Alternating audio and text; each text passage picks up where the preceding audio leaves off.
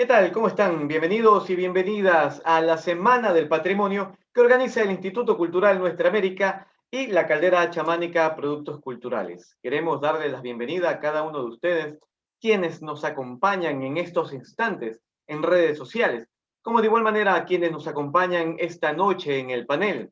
Un fuerte abrazo a Cristian Levy, quien es el director de la Caldera Chamánica, de igual manera a Esmeralda Muñoz, quien es la directora de vinculación con la comunidad del Instituto Cultural Nuestra América, y principalmente un fuerte abrazo y un gran saludo a Paulina Vázquez, quien hoy nos va a acompañar para dialogar sobre la importancia de las mujeres en el patrimonio cultural inmaterial. Así que para dar inicio a este conversatorio vamos a darle la bienvenida y el paso a Paulina Vázquez, pero no sin antes señalar quién es ella. Paulina Vázquez es socióloga por la Pontificia Universidad Católica del Ecuador, magíster en estudios culturales por la Universidad Andina Simón Bolívar, especialista en gestión del patrimonio cultural inmaterial por la Universidad de Córdoba en Argentina. Ha trabajado en investigación del patrimonio cultural desde el sector público y privado. Así que, bienvenidos y bienvenidas. Y para dar inicio, le doy el paso a Cristian Levy. ¿Qué tal, Cristian? Un fuerte abrazo. ¿Cómo estás? Hola, buenas noches. Un placer estar con personas muy queridas del medio compartiendo este tema. Un placer compartir con Paulina Vázquez, con quien he tenido la oportunidad alguna vez de colaborar en un proyecto mismo no formal, que estuvimos juntos ya hace algunos años, que tiene que ver con el estudio de ciertas, Paulina, me recuerda, eran ciertas situaciones costumbristas de la ciudad de Manabí. Pero bueno, un placer celebrar esta Semana del Patrimonio en la ciudad de Guayaquil y un placer para mí como director de la Caldera Chamánica Productos Culturales poder compartir esta noche con ustedes. Yo ahora estoy haciendo un pequeño viaje interno, así que Paulina, yo te quiero dejar dos interrogantes para que al final las puedas contestar, por favor. La una es, ¿cómo ves la importancia vernácula de la tradición con este tiempo contemporáneo, este tiempo millennial? ¿Cómo se puede trastocar una tradición como la gastronomía y las mujeres, o esta tradición del marco de mujeres, cómo se puede trastocar a través del tiempo? Porque si hablamos de generaciones, ¿qué variaciones se han ido dando? Y estas variaciones son las positivas y las negativas. Compañeros, un placer estar con ustedes esta noche. Paulina, Esmeraldas, Miguel. Pudiera decir que efectivamente el papel de las mujeres es fundamental.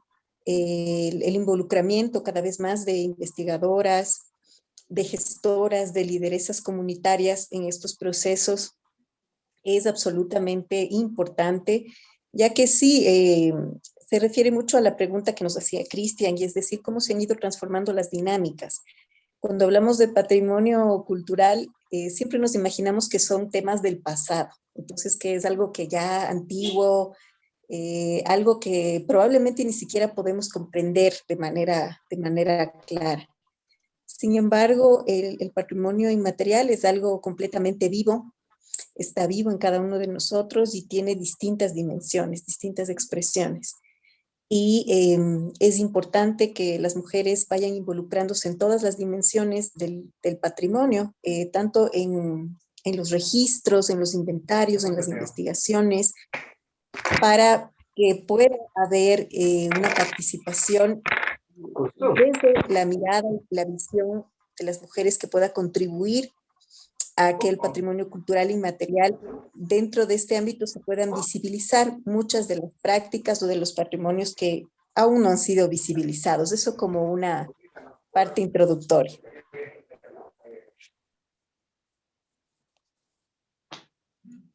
Perfecto. También quería aprovechar para dar el paso a Esmeralda Muñoz, que también es parte del Instituto Cultural Nuestra América. Ella es nuestra directora de vinculación con la comunidad. Bienvenida, Esmeralda. Gracias, Miguel. Un gusto, Paulina, tenerte con nosotros. Bueno, quería que nos conversaras un poco más acerca de ese proceso investigativo que tú nos habías comentado anteriormente, que habías realizado acerca de las mujeres en esta parte del patrimonio inmaterial y todo este proceso que habías hablado acerca de la gastronomía, que nos estaba comentando un poco Cristian. Entonces, cuéntanos un poquito más acerca de eso. Sí, sí, claro. Valga la oportunidad de comentar que efectivamente una de las transformaciones importantes que se están viviendo dentro del ámbito del patrimonio es de antes el patrimonio era visto como lo monumental, como todas estas expresiones arqueológicas, arquitectónicas, pero el patrimonio material estaba un poquito relegado. Sin embargo, con el paso de las décadas, de los años, hemos visto cómo se ha ido cambiando este paradigma y ahora el patrimonio cultural inmaterial se ha convertido en el alma de las personas reconocen efectivamente un valor, sin duda algo funcionales o las cosas. Y bueno, haciendo una investigación nos damos cuenta que efectivamente el papel de las mujeres en estos procesos de salvaguardia de las cocinas tradicionales, ¿sí se escucha? Sí, sí, claro que Parece sí. que hubo un desfase con el internet, ya.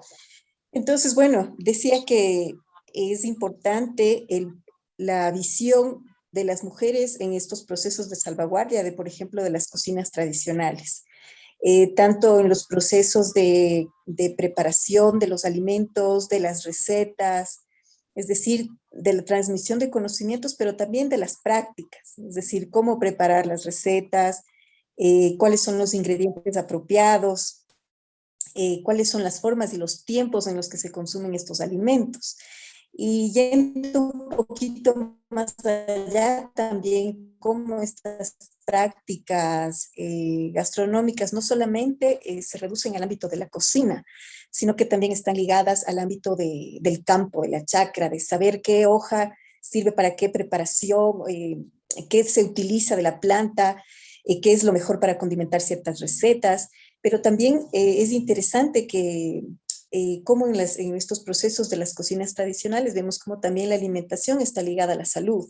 No hay una separación, un divorcio. Entonces, es muy interesante ver cómo todos estos saberes se van entrelazando, van creando un diálogo y se van complementando. Entonces, las mujeres efectivamente son las guardianas de la tradición culinaria y sin el aporte de las mujeres que siguen recreando las recetas de generación en generación, en sus propias casas, con sus propias hijas, con sus propias nietas, no sería posible que muchas de las recetas y de las delicias que hoy disfrutamos de la cocina tradicional de cada lugar sigan estando tan vigentes.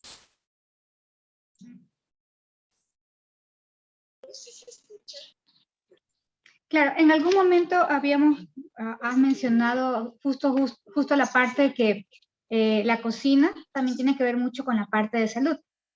En algún momento también estábamos dialogando, estábamos conversando que todo ese tipo de recetas han funcionado bastante en estos tiempos de pandemia.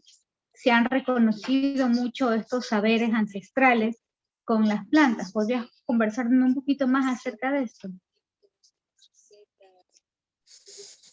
Bueno, sí, yo creo que es interesante porque, bueno, ya he estado en algunos foros en los que se ha tratado justamente de cómo las comunidades desde sus propios saberes han estado enfrentando, por ejemplo, los embates de la pandemia, ¿no? Ya que, como sabemos, los sistemas sanitarios en general del mundo se han desbordado, las comunidades han tenido como respuesta eh, simplemente a, digamos, a aferrarse a sus propios saberes, a sus conocimientos y seguir, digamos, tratando esta pandemia con todos esos conocimientos que ellos han tenido y que les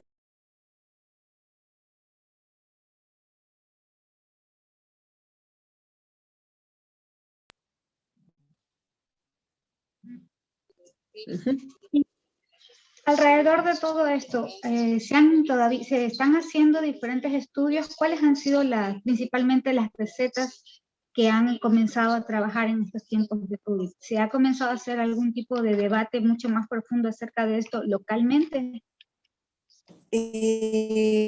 Bueno, yo he visto varias experiencias interesantes, por ejemplo, justamente en la costa, me parece que se instalaron, sobre todo en las comunidades, algunas boticas populares, que les denominaron boticas populares, que son unos lugares en donde las mujeres justamente daban apoyo a sus comunidades a través del conocimiento de plantas tradicionales. Entonces, eso ya nos habla muchísimo de cómo los saberes de salud, de medicina tradicional que portan las mujeres han servido de mucho para poder apoyar a sus propias comunidades en estos momentos tan críticos. Entonces, sí, seguramente habrá que entrevistar a estas mujeres para que nos cuenten qué preparaciones realizan ellas o qué recomiendan respecto a temas para mitigar estos síntomas del COVID y además para restituir la salud en el cuerpo. Seguramente habrán algunas preparaciones que son claves dentro de sus repertorios culinarios y de medicina popular. Pero sí, hemos visto, pero otra cosa que también quisiera recalcar es que no solamente dentro del tema de medicina tradicional, también hemos visto que, por ejemplo, a nivel urbano, porque a veces pensamos que el patrimonio es exclusivamente de las sociedades tradicionales, de aquellas que no están inscritas en la modernidad y que hay, digamos, no tiene nada que ver con el ámbito urbano, pero hemos visto cómo en muchos barrios se han activado, por ejemplo, las ollas populares, las ollas comunitarias, que han sido en su mayoría regentadas por mujeres. Entonces eso ha sido también algo muy positivo, ver cómo una vez más las mujeres están haciendo su aporte a sus barrios, a sus comunidades, a sus vecinos, preparando estas ollas, viendo, cuidando que efectivamente no hayan personas que se queden sin sus alimentos. Entonces eso ha sido también algo muy interesante que se ha visto en los barrios populares.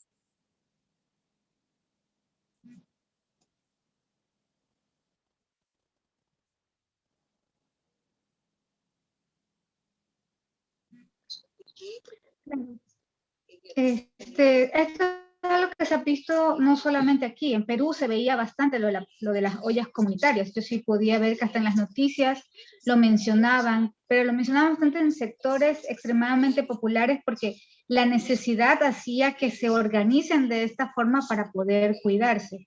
Y aquí comenzaban a darle un valor a este patrimonio inmaterial. ¿Qué sería lo que falta o creerías que falta en el país para poder darle mayor valor a este patrimonio inmaterial? Pienso que lo más importante es seguir visibilizando estas prácticas, seguir visibilizando y resaltando el aporte de hombres y mujeres que durante esta pandemia han seguido trabajando con sus propios saberes y han podido brindar soporte a sus propias comunidades. Si no tenemos un conocimiento, no podemos apreciar lo que tenemos. Entonces, el primer paso, si queremos salvaguardar algún conocimiento, alguna práctica, es justamente esto, visibilizarlo, darle el lugar que corresponde, investigarlo, documentarlo, registrarlo y hacer que la gente conozca que esto tiene valor, ¿no es cierto? El patrimonio es algo vivo, es algo que está entre nosotros. Muchas de las personas que no han podido tener acceso a los sistemas de salud formales, porque obviamente entraron en crisis, se acogieron a estos saberes, es lo que le recomendaba la abuelita, lo que ellos conocían, lo que les decían las señoras hierberas de los mercados, es decir, circuló mucho estas recetas, estas prácticas que yo creo que han sido de mucho valor para quienes han optado por usar la medicina tradicional como una medicina complementaria para enfrentar a la pandemia. Entonces, creo que efectivamente tiene un valor incalculable y es justamente lo que estamos viendo en estos momentos de crisis. ¿Qué es lo que realmente nos sirve? Aquellos conocimientos que hemos llevado, que hemos heredado y que han funcionado durante generaciones. No son inventos de la actualidad, son recetas probadas por muchas generaciones y que ahora las estamos nuevamente recuperando. Sí, muchos médicos comenzaron a decir, a desprestigiar esto, pero lo que se pudo observar de lo que también se conversó en algún momento con las personas que realizaban y que querían transmitir esos saberes es que se desconocía cuáles eran los procesos del uso de esta medicina natural. En muchas ocasiones lo que se hablaba, por ejemplo, el uso de la cebolla, el uso del eucalipto para poder hacer estas vaporizaciones. Los médicos indicaban de que era contraproducente, pero no explicaban, por también el desconocimiento de los médicos, por así decir, la medicina occidental, la forma en la cual se utilizaba. Por la desesperación, muchos utilizaban el eucalipto en el triple del uso que realmente se debía dar y eso era contraproducente. Bueno, nos indicabas que habías estado en el INPC. Quería saber de repente si nos podrías decir cómo ha sido el trabajo en el INPC con lo que se refiere a estas políticas públicas para el patrimonio inmaterial. Bueno, sí, tuve el gusto de trabajar hace algunos años en el Instituto Nacional de Patrimonio Cultural en Guayaquil, en la sede justamente que queda en Las Peñas. Y bueno, tuve la oportunidad de conocer el potencial de patrimonio cultural inmaterial que existe tanto en la provincia como en otras que se encuentran cerca de la zona. Y bueno, creo que el instituto hace un trabajo muy, muy importante para el registro como entidad de control, pero también de investigación. Entonces lleva a cabo varios procesos que son importantes para la salvaguardia de este patrimonio tan importante para el país. Entonces, sí, bueno, no podría hablar específicamente a nombre del instituto, por supuesto, porque no pertenezco en estos momentos, pero lo que sí puedo señalar es que el trabajo que todavía queda por realizar y que también en este caso yo quisiera invitar también a las comunidades, a las personas, a los ciudadanos a activarse, que el patrimonio es algo que nos pertenece, ¿no es cierto? Y muchas veces desconocemos que tenemos un papel protagónico en estos procesos, porque las instituciones son facilitadores, son simplemente unos canales, pero la ciudadanía es quien debe empoderarse de su propio patrimonio. En ese sentido, lo que sí quiero invitar a las personas que nos están viendo es justamente a pensar cuál es nuestro patrimonio que generalmente no logramos identificar, pero muchas personas me han comentado y me han dicho, por ejemplo, cuando yo salgo de viaje, ¿no es cierto? Los migrantes que están de pronto ahora en Estados Unidos, en Europa o en otros países, nos han dicho lo que yo más recuerdo, por ejemplo, o lo que yo trato de hacer es recrear lo que cocinábamos en mi casa, ¿no es cierto? Es algo que siempre nos comentan, ¿no? Eso es el patrimonio, ¿no es cierto? Algo que llevamos dentro, que es parte de nuestra identidad. Entonces yo veo mucho cómo mi familia en el extranjero trata de recrear las recetas que se hacían tradicionales aquí, como la fanesca, como la colada morada, como las guaguas de pan. Entonces ese es el patrimonio que llevamos por dentro, la forma en que hablamos, la forma como nos relacionamos, la forma como celebramos la vida, cómo festejamos, cómo miramos el mundo, todo eso es patrimonio. Entonces no hay una sola persona que no tenga un patrimonio, entonces todos pertenecemos a un lugar, tenemos historias que nos han sido contadas, es decir, un patrimonio oral, un patrimonio rico en historias, en tradiciones, que lo tenemos muy, muy arraigado en nosotros. Entonces el patrimonio, más que verlo como algo lejano de las instituciones, como el INPC o como los ministerios o los institutos, es algo que nos debe llamar a lo más profundo de nosotros. En ese sentido, sí quiero invitar a las personas que hagamos este ejercicio de reflexión. ¿Qué es lo que nosotros atesoramos, ¿no es cierto?, como patrimonio nuestro? Las recetas, tal vez los ritos que tenemos, ¿no es cierto?, de celebrar ciertas fechas, las festividades que tenemos a nivel local, nuestras prácticas religiosas incluso, ¿no? Eso también forma parte de nuestro patrimonio. Entonces, eso quería invitarles a hacer ese pequeño ejercicio de reflexión. El trabajo que se ha venido generando durante varios años para tratar de fortalecer el papel del patrimonio inmaterial y el papel de la identidad en nuestras poblaciones es sumamente necesario, imprescindible.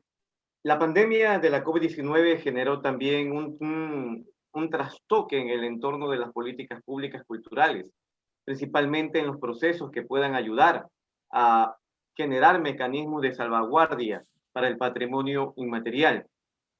¿Qué tú consideras que se puede avisorar a futuro? No hablemos de una pospandemia, ¿no? Hablemos más bien del entorno coyuntural en que estamos viviendo. Un proceso que está generando una crisis sanitaria que probablemente vaya a llevar 1, 2 o 3 años.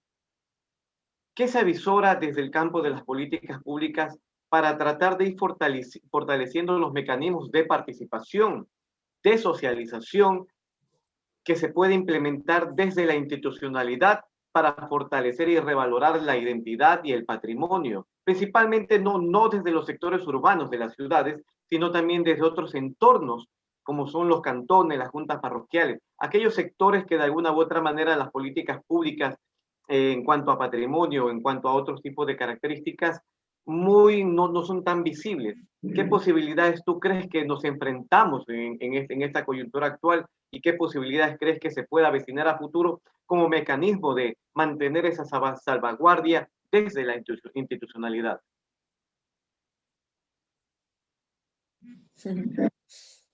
Muchas gracias por la pregunta, Miguel. Creo que es muy interesante hacer un análisis de lo que hemos visto referente al patrimonio en esta coyuntura de la pandemia. Como bien lo decía anteriormente, el patrimonio no es algo que las instituciones dicen que es patrimonio o que está declarado en una lista y ya por eso es patrimonio. No, no. El patrimonio es del alma de los pueblos. Entonces, lo que hemos visto es algo interesante, que por ejemplo, a pesar de la pandemia, las personas han buscado los mecanismos para seguir celebrando sus fiestas, para seguir manteniendo sus ritos, para seguir llevando sus prácticas culturales. Yo he visto, por ejemplo, cómo muchas personas han podido celebrar el Inti Raymi vía Zoom. No es la vía idónea porque sabemos que el encuentro con el otro en una fiesta, en un compartir, en la música, en la celebración es fundamental, pero nos hemos tenido que adaptar. Entonces, a pesar de la coyuntura de la pandemia, se han celebrado actos a nivel de Zoom, pero eso te indica la importancia de las festividades, de las fechas, de lo que es esencial para las comunidades. Entonces, eso es lo que, por ejemplo, a mí me ha llamado mucho la atención, que a pesar de las prohibiciones, de las restricciones, se han seguido celebrando, se han seguido llevando a cabo, aunque sea simbólicamente, recordando estas fechas, llamando a la gente para que pueda unirse en sesiones de Zoom o que puedan reunirse en lugares abiertos, hacer ciertos rituales. Es decir, hemos visto cómo las comunidades son dinámicas y se adaptan a estas circunstancias. En algún momento volveremos a superado este tema, no sabemos el tiempo, pero sabemos que volveremos en algún momento a poder reunirnos nuevamente y estas prácticas retomarán su fuerza y nuevamente se volverán a dar dinámicas al respecto. Pero es muy interesante ver lo que ha sucedido en estos momentos de pandemia. Lo que yo puedo avisorar es eso, o sea, justamente decir que el patrimonio es dinámico, es flexible, se adapta, pero nunca muere. Es algo importante, es algo fundamental para las comunidades. Siempre van a haber las maneras, aunque sea a distancia, pero se van a realizar esas prácticas. Entonces es algo que llama mucho la atención. El patrimonio es importante para las comunidades y justamente de las instituciones que puedan tomar esto que está sucediendo, ¿no es cierto? Analizarlo y ver la mejor manera de poder seguir apoyando estas prácticas que son importantes para las comunidades. Obviamente el papel del Estado es de no intervención de las prácticas en las comunidades y dejar que las propias comunidades sean quienes busquen estas maneras de llevar a cabo lo que ellos consideran importante. Entonces, en ese sentido, yo lo que avisoro es, sí, transformaciones, porque no sabemos en cuánto tiempo podremos volver a la normalidad de antes, si es que se puede volver a lo de antes, pero Creo que tenemos que pensar ahora también el mundo, incluir estas otras tecnologías, estas otras formas de entender el mundo más contemporáneo y ver de qué manera el patrimonio también se va dinamizando con estas nuevas tecnologías. Sí, sí hemos podido observar cómo a través de la parte digital muchos han querido y han sentido han tenido esa necesidad de poder compartir. En algún momento haciendo diferentes procesos y trabajos investigativos hemos podido ver cómo diferentes comunidades se comienzan a abrir para que se conozcan todos sus procesos. Digamos, los Puruá en algún momento abrieron el Pauca Raimi para que los mestizos puedan conocer un poco más acerca de todos sus procesos inmateriales, como una forma que también tomen cierta conciencia acerca del cuidado y cómo deben de acercarse hacia sus procesos. En ese tiempo, bueno, era algo mucho más importante para los Puruá que se conozca. ¿Cómo podemos hacer, cómo crees tú que las personas puedan interesarse por compartir su patrimonio inmaterial? Si en muchas ocasiones no se dan cuenta que eso es algo tan valioso. Yo creo que justamente esta coyuntura de la pandemia nos ha llevado a reflexionar sobre muchas cosas, ¿no? ¿Qué es lo importante para las personas como individuos, pero también importante en colectividad? Y yo creo que si hay algo que todos hemos extrañado, seguramente es ese encuentro con el otro. Y es justamente aquello que nos hace humanos, el contacto con los otros, con los demás, el unirnos en una celebración, en un rito religioso, nos hemos dado cuenta de la importancia, por ejemplo, también de los ritos funerarios. Y eso es algo importante que antes de la pandemia tal vez muchas personas no lo veían, pero durante la pandemia sabemos lo importante que es. Y eso ha sido desde que los seres humanos empezamos a tener conciencia de vivir en sociedad y empezamos a crear a recrear estos aspectos culturales, ¿no? De la importancia de enterrar a nuestros muertos. Esto viene de muchos millones de años, digamos, desde que el ser humano está desarrollándose en sus procesos con la tierra y está formando cultura. Entonces, nos hemos dado cuenta de la importancia, somos seres sociales y en ese sentido necesitamos estar en contacto con los demás, ¿no es cierto? Entonces creo que esta pandemia ciertamente nos ha hecho mirar que hay muchas cosas que necesitamos seguir haciéndolas, seguir compartiendo. No podemos dejar de lado esas celebraciones, esos ritos que nos hacen sentir que estamos cerca de los otros, que nos hacen sentir que pertenecemos, porque eso es lo que justamente hace el patrimonio, nos da un sentido de pertenencia, nos da un sentido de memoria, nos da un sentido de tradición, de historia.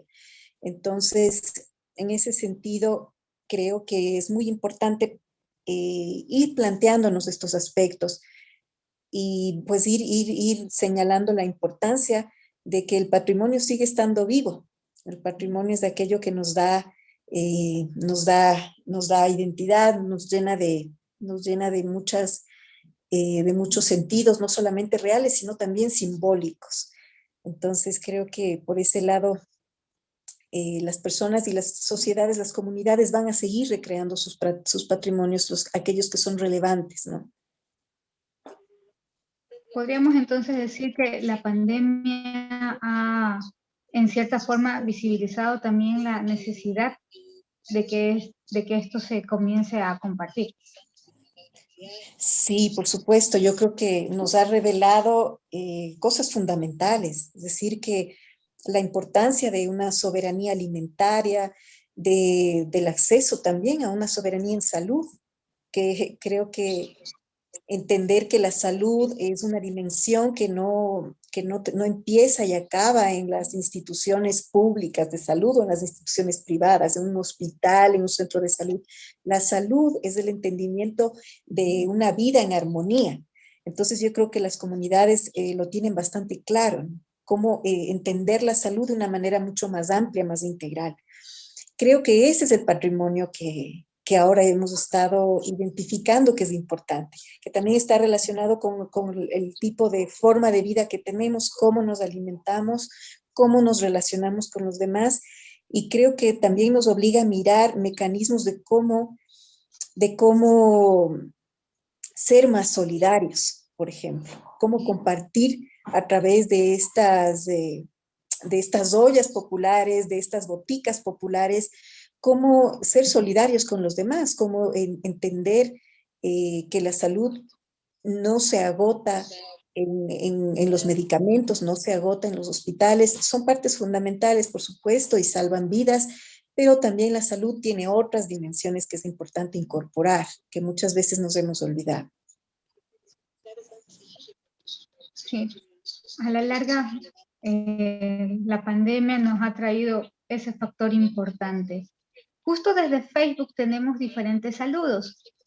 Paola Martínez le envía saludos desde Amigos del Patrimonio Ecuador, y Walter Barco Bajaña manda saludos desde Union City. Muchas gracias por esos saludos. En las redes sociales también están. Ha sido muy valioso comenzar a abrir este debate, también este conversatorio, para destacar la importancia del patrimonio inmaterial. Te agradecemos muchísimo por acompañarnos. Quisiéramos, bueno, que podamos trabajar más adelante para poder hacer nuevos procesos y poder abrir mayores debates acerca de este tema. Miguel. Claro, es sumamente importante. Yo creo que en estos momentos, ¿no? En momentos complicados de la pandemia, ir generando, ir construyendo estas estrategias que nos permitan revalorar y fortalecer las identidades, el patrimonio, son necesarias y primordiales en un momento donde la crisis sanitaria también nos plantea ir repensando los entornos de cómo se viene trabajando y se viene desarrollando desde el campo de la cultura y la investigación. Para nosotros es fundamental esto, y para tratar de ir terminando este diálogo contigo, te queremos hacer una pregunta que nos parecía muy, muy importante de las que iniciaste, ¿no? En el caso de la soberanía alimentaria, ¿no? Del patrimonio alimentario y gastronómico de nuestras poblaciones, ¿qué consideras tú que deben de aprovecharse en estos momentos de crisis sanitaria y de pandemia para ir fortaleciendo el papel del conocimiento y también el papel del legado que puede ir construyéndose desde las comunidades con todo este patrimonio gastronómico que está íntimamente en la identidad de cada uno de las provincias de nuestro país? ¿Qué crees que es fundamental en estos momentos frente a este entorno de la virtualidad que también nos demanda, ¿no? Tratar un poco de no parar, mantener esta conexión, estos diálogos, pero que también de alguna u otra manera se generan ciertos limitantes, ¿no? Sí, creo que, bueno, algo importante es justamente resaltar el punto de una alimentación adecuada, saludable y con identidad. Yo creo que esa es la clave, porque hemos visto cómo en los últimos años se ha ido perdiendo mucho de la diversidad de alimentos que existen en cada zona, por ejemplo. Entonces, creo que es importante mirar ese patrimonio gastronómico y alimentario que tenemos aún. Somos de los países privilegiados que tenemos varias regiones, costa, sierra, Amazonía y Galápagos, y cada región con sus particularidades, con sus propias formas de entender, con sus propias formas de sembrar, con sus propios productos de los cuales podemos sacar muchos beneficios. Entonces yo creo que ahí pues justamente topa el tema de la soberanía alimentaria y la importancia de volver a mirar al campo.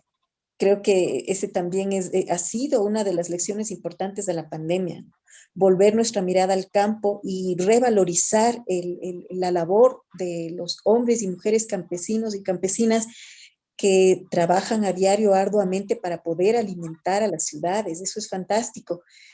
Reconocer esa labor tan sacrificada, tan dura. El trabajo del campo sin duda es algo importante para la sobrevivencia de las personas. Sin embargo, en los ámbitos urbanos muchas veces olvidamos que este es un trabajo esencial y es un trabajo que muchas veces es poco reconocido también.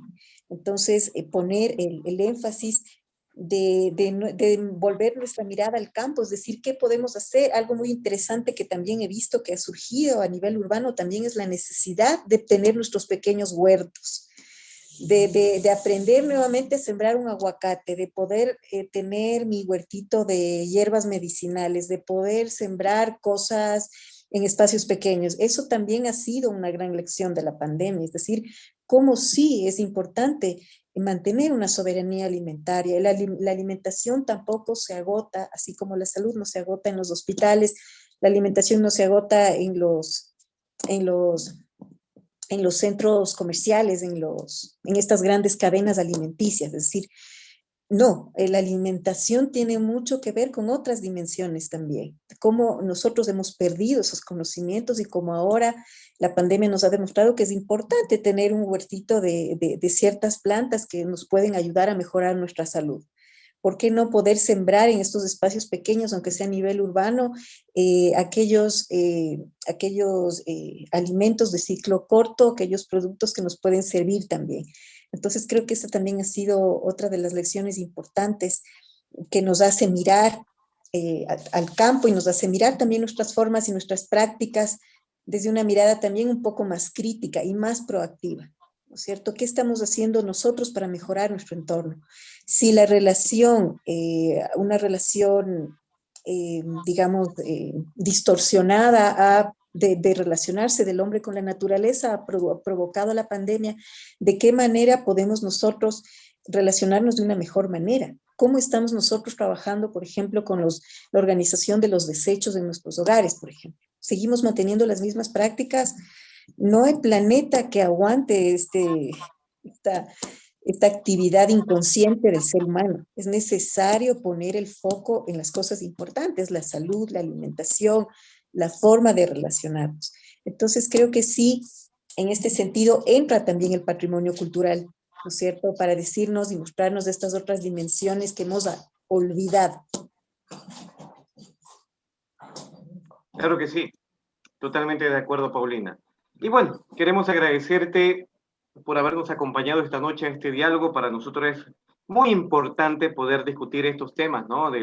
Es sumamente necesario analizar y reflexionar sobre el papel del patrimonio, sobre el papel que hoy es necesario debatirlo, analizarlo en nuestra población frente a la pandemia, cuáles son las respuestas, los resultados y también conocer las experiencias de quienes han venido desarrollando desde el campo de la investigación cada uno de estos ítems para fortalecer el patrimonio de nuestro país. Así que, Paulina, queremos agradecerte totalmente de parte de quienes conformamos el Instituto Cultural Nuestra América y también de quienes conforman la Caldera Chamánica Productos Culturales por acompañarnos esta noche en la Semana del Patrimonio. Así que muchas gracias, Paulina, y muchas gracias también a todos quienes nos han acompañado en redes sociales, a quienes nos están escribiendo, y también invitarlos el día de mañana en el próximo conversatorio y debate que vamos a tener con Vilma Grande. Así que cordialmente invitados e invitadas para el día de mañana. Muchas gracias, Paulina. Muchas gracias a ustedes por la oportunidad de este encuentro. Un abrazo a todos ustedes. Muchas gracias. A ustedes, muchas gracias.